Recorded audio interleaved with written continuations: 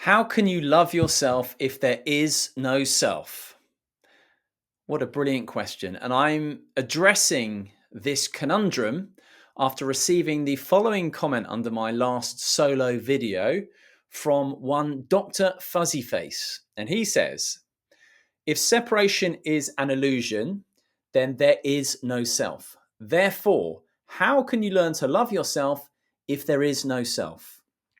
Well, Doctor, that is a brilliant comment. So let's address that here. How can we marry these two seemingly contradictory things and perhaps coming up with a clearer way of talking about it too? So let's start with no self. What does no self mean? Well, we tend to think of ourselves as separate individuals, alone and adrift in a hostile universe. And that universe and the people in it could theoretically squash us at any moment. And whatever happens, we are careering towards our eventual demise and death. And so this belief that we are separate from the universe and everyone and everything creates a tremendous amount of fear, understandably. And that fear creates the zero-sum game. It creates the tribalism. It creates the us v them narratives that we see so commonly. You only have to turn on the news and see the belief in separation and how that manifests in terms of utter dysfunction. And non-duality is the recognition that separation is an illusion. And awakening is a direct experience of that.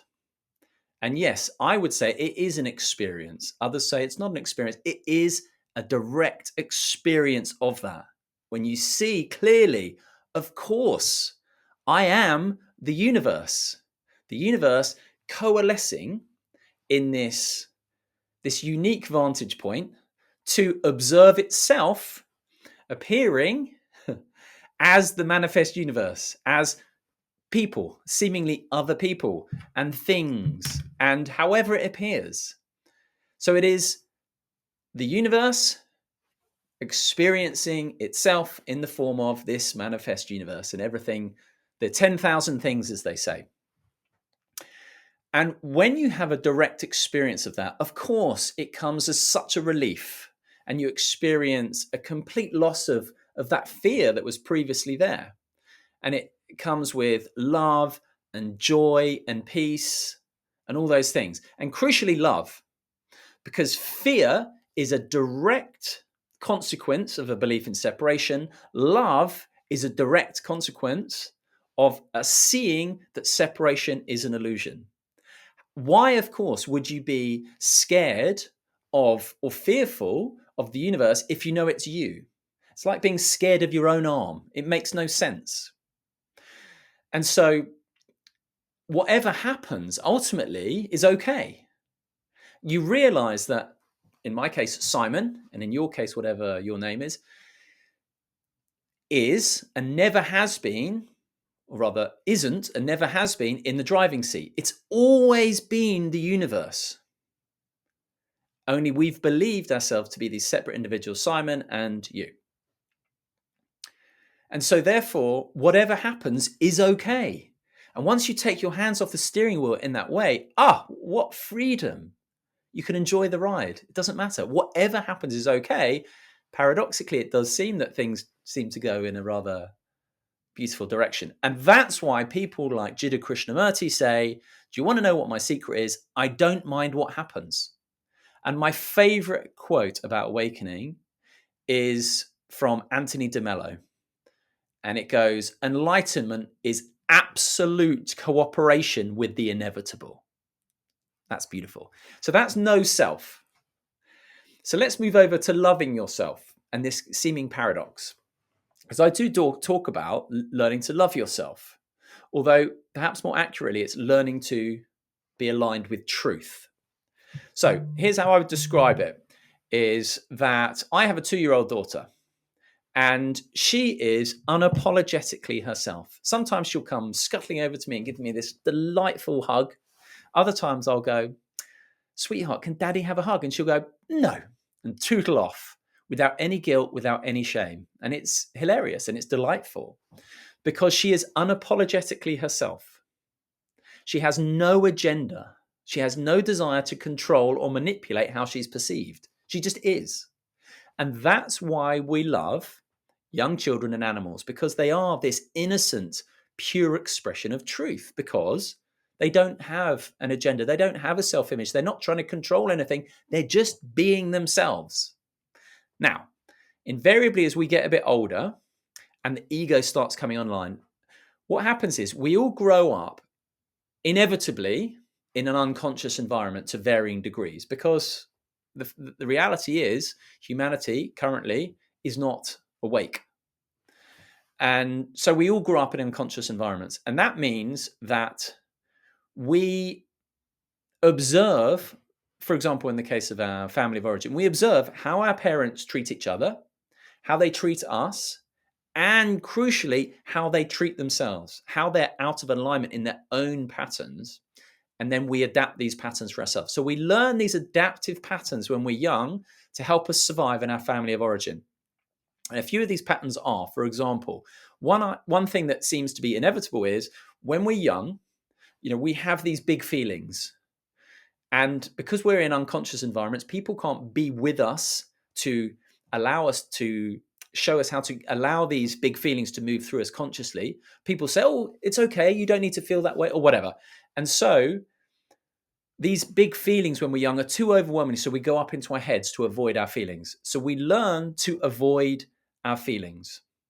And in fact, I'm working with someone at the moment who we're talking about this. And she came to me and she's like, I don't want to feel my shame. I said, you've got to love your shame.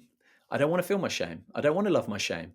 And at the same time, she was listening to a recording in which it's telling her, you're safe. You're safe. You're safe in your body. You're safe here right now. And I said to her, right, imagine a 6-year-old girl.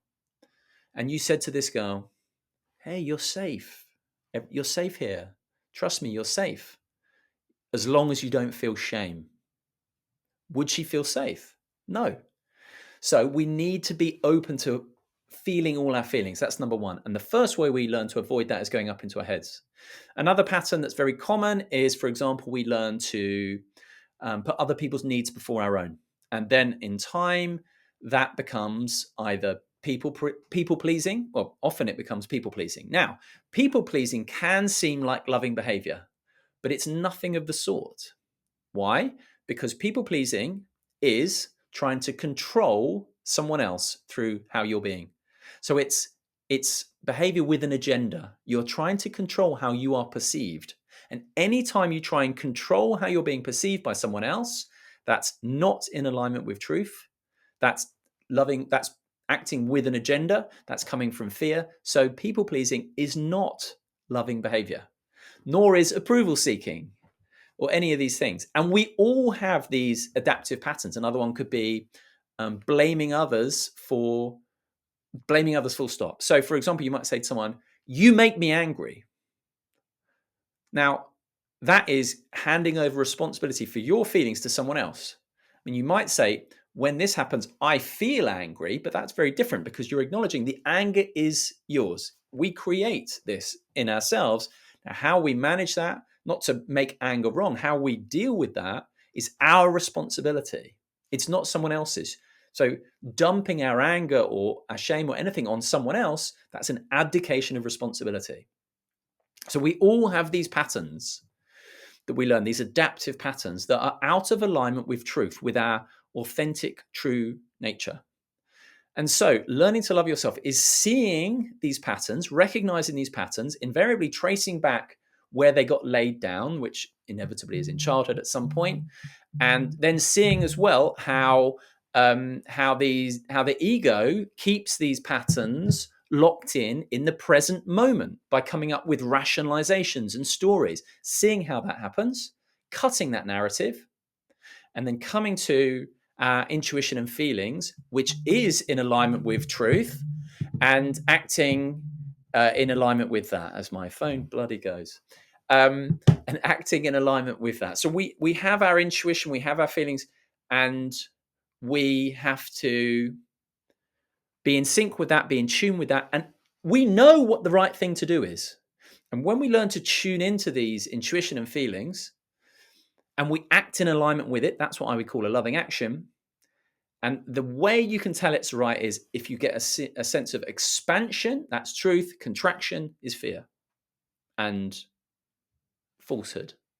So that's what I mean by loving yourself, is seeing where these patterns are showing up, where you're out of alignment with truth, and loving yourself by coming back into alignment.